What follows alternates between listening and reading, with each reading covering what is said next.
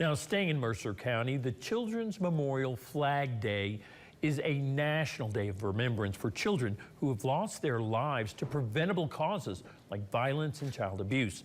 And here in Mercer County, several different organizations are going to be hosting their own memorial for those lost.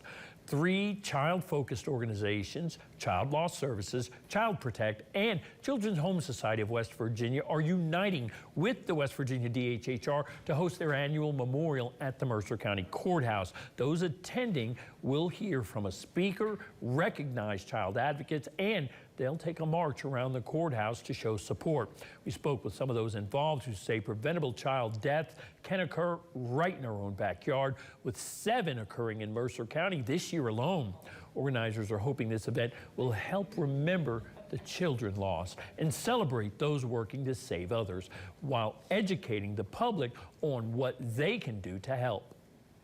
I think we're really blessed in this area to have a number of different organizations that are very like-minded and see the goal of trying to protect children and see the fact that protecting children really is everyone's job, not just our job as individuals or our unique agencies in the work that we do. I think the main purpose is just to remind everyone that you can be part of the solution, and it's also to recognize those who are in the field and the front lines every day to try to do something about it as well.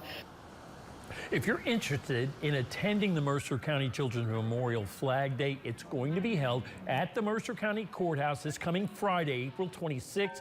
Noon hour is when things will get underway. Gum and Wallace encourage everyone to come out and show their support.